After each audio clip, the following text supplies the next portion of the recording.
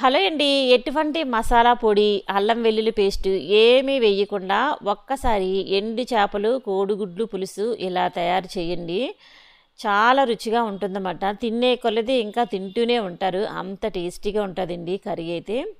ఎలా చేసుకోవాలో చూద్దాం. ముందుగా స్టవ్ ఆన్ చేసి కళాయి పెట్టుకుని నూనె వేసుకోవాలి. ఈ కర్రీకి నూనె కొద్దిగా ఎక్కువే పడుతుంది. అంత వద్దు అనుకుంటే తగ్గించి వేసుకోవచ్చు. నూనె వేడాక అర టేబుల్ స్పూన్ కారం, పావు టేబుల్ స్పూన్ పసుపు, అలానే మీ రుచికి తగ్గట్టుగా సాల్ట్ వేసుకుని ఉడికించుకున్నటువంటి 5 కోడిగుడ్లు తీసుకుని ఒక 2 నిమిషాల పాటు వేయించుకోవాలన్నమాట. చూడండి, ఇలా ఉప్పు, కారం, పసుపు వేసిన తర్వాత ఉడికించుకున్నటువంటి కోడిగుడ్లు వేసుకుని వేయించుకోవాలి. ఈ కోడిగుడ్లు కూడా అన్ని వైపులా కూడా సమానంగా వేగేలా వేయించుకోవాలన్నమాట, కలుపుకుంటూ. ఒకవైపు వేగాక మరొక వైపు కూడా తిప్పుకుంటూ ఇలా కాస్త వేగాయి అనగానే వెంటనే తీసేసుకుని ఒక ప్లేట్లో వేసుకోండి. ఈ కోడిగుడ్లు అన్నవి మనకి నూనె ఇంకా మిగిలే ఉంటుందన్నమాట. అదే నూనెలోని వేడి నీటిలోని అలానే చల్లనీటిలో కూడా వేసుకుని బాగా కడిగినటువంటి ఎండు చేప ముక్కలు వేసుకుని ఇవి కూడా మంచి రంగు వచ్చేంత వరకు వేయించుకోండి. అంటే గోల్డెన్ బ్రౌన్ వచ్చేంత వరకు కూడా వేయించుకుని వీటిని కూడా తీసేసుకుని ఒక గిన్నెలో వేసుకోండి. ఎండు చేప ముక్కలు బాగా కడగాలన్నమాట, ఇసుకది ఉంటుంది కనుక. ఇలా కడిగిన తర్వాత చూడండి, ఇలా అన్ని వైపులా తిప్పుకుంటూ వేయించుకోండి. ఇలా బాగా వేగాక ఈ ఎండు చేప ముక్కలు కూడా తీసేసుకుని ఒక ప్లేట్లో వేసుకోండి. మనకి ఈ కూరలోని ఉల్లిపాయ ముక్కలు అన్నవి కొద్దిగా ఎక్కువే పడుతుంది. మనం పులుసు చేస్తున్నాం కనుక ఉల్లిపాయ ముక్కలు అన్నవి ఎక్కువే పడుతుంది అన్నమాట. అదే నూనెలో ఘాట్లు పెట్టుకున్నటువంటి పచ్చిమిర్చి ఒక 3 వేసుకోండి. మీడియం సైజు ఉల్లిపాయలు ఒక 3 తీసుకుని చిన్న ముక్కలుగా కట్ చేసుకుని వేసుకోండి. మనకి ఈ కూరలోని ఉల్లిపాయ ముక్కలు ఎక్కువగా వేయించుకోని అవసరం లేదన్నమాట. ఒక రెబ్బ కరివేపాకు కూడా వేసుకుని ఉల్లిపాయ ముక్కలు మగ్గించుకోండి. మరీ ఎక్కువగా మనకి మాడిపో అవసరం లేదండి. ఉల్లిపాయ ముక్క మగ్గితే చాలన్నమాట. పులుసు కనుక ఉల్లిపాయ ముక్కలు పులుసులో ఉడికి తినేటప్పుడు మనకి చాలా చాలా రుచిగా ఉంటాయన్నమాట ఈ ముక్కలు అనేవి. ఉల్లిపాయ ముక్కలు ఇలా మగ్గాయి కదా, ఇప్పుడు 1.5 టేబుల్ స్పూన్ల కారం వేసుకోండి. మీరు కారం ఎంతైతే తింటారో దాని ప్రకారంగా వేసుకోండి.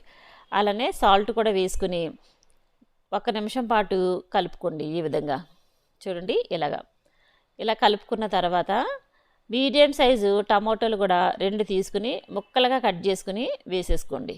టమాటో ముక్కలు వేసుకుని ఒకసారి కలుపుకొని మూత పెట్టుకుని ఈ టమాటో ముక్కలు కూడా మంచిగా దగ్గరగా మగ్గేంత వరకు మగ్గించుకోవాలన్నమాట. మీరు మూత పెట్టేసుకుని మధ్య మధ్యన కలుపుతూ మగ్గించుకోవాలన్నమాట. చూడండి, కాసేపటికి టమాటో ముక్కలు మగ్గిపోయాయి కదా మనకి. ఇప్పుడు మనం పులుసు కనుక 1 కప్పు నీళ్లు పోసుకోవాలన్నమాట. చూడండి ఈ విధంగా. అలానే చిన్న నిమ్మకాయ సైజ్ అంతా చింతపండు కూడా రసం తీసుకుని రెడీగా పెట్టుకోవాలన్నమాట. ఈ కూరకి పులుపు కూడా చాలా చాలా రుచినిస్తుంది. మీరు పులుపు ఎంతైతే తింటారో దాని ప్రకారంగా చూసుకుని వేసుకోండి.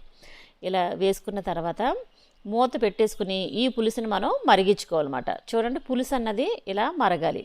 ఇలా మరిగిన తర్వాత ముందుగా మనం వేయించి పెట్టుకున్నటువంటి కోడిగుడ్లు, ఎండు చేప ముక్కలు కూడా వేసేసుకుని ఒకసారి కలుపుకుని సాల్ట్ కూడా చూసుకోండి. తగ్గింది అంటే ఇప్పుడు వేసుకుంటే సరిపోతుంది. ఇలా కలిపేసేసుకున్న తర్వాత మూత పెట్టేసుకుని పులుసు మనకి కాస్త చిక్కగా అయ్యేంత వరకు ఉడికించుకోవాలన్నమాట. ఇలా మూత పెట్టేసి మీరు మధ్య మధ్యన చూసుకుంటూ కలుపుకుంటూ ఉండాలన్నమాట. చూడండి, పులుసు చక్కగా మరిగిపోయింది మనకి. ఇలా మంచిగా కన్సిస్టెన్సీ ఉండేటప్పుడే మనం ఆఫ్ చేసుకుంటే చల్లారాక ఇంకొద్దిగా పులుసు అన్నది చిక్కపడుతుంది.